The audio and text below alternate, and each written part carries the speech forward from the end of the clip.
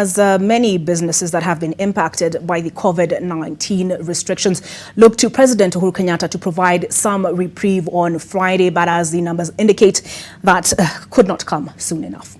As the country inches towards its one-year anniversary since the first case of COVID-19 was reported, and that is March the 12th, Kenyans are anticipating the president's address, which I just mentioned, and they hope it will reveal whether the restrictions put in place to curb COVID-19 will be eased or extended.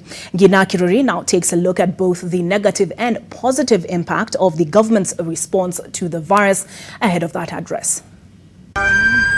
Wearing a mask, an initial 7 p.m. to 5 a.m. curfew, bans on social events and the closure of schools are just some of the measures that were put in place in a swift response by the government to curb the spread of the deadly coronavirus. Kenyans were also forced to adjust to keep physical distance from one another, a challenge for both businesses and the common man at times. One was that we had to reduce passengers by 50%.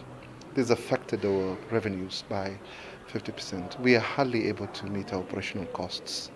And with the curfew rule came the ugly reality of police brutality. The appalling scenes in Mombasa of hundreds of residents being subjected to brutal beatings by police officers at the start of the pandemic remains etched in the minds of many. The officers' unforgiving actions creating further fear and panic during an already unsettling time. Reports of the same officers soliciting bribes from citizens also began to surface. Then came the COVID millionaires scandal that saw over 7 million shillings meant for cautioning Kenyans from the virus being stolen by the very people responsible for protecting the nation. Nearly a year since the expose, officials found responsible are yet to be charged in court.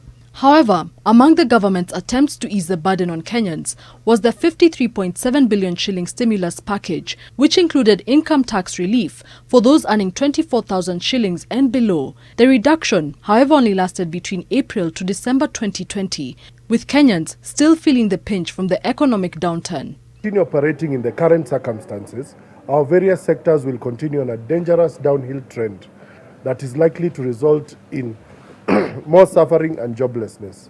Ukiangalia watu ambao ni wadosi, wale ambao wanataka kuchaguliwa, sasa wameanza kufanya mitihani, akina Raila, akina Ruto, akina Uhuru, watu wanafanya mikutano, watu hawana mask, hakuna social distance, alafu wanaanza kutuambia tufunge midomo ili wafanye kazi yao campaign, na sisi tukae tuendelee kukufa.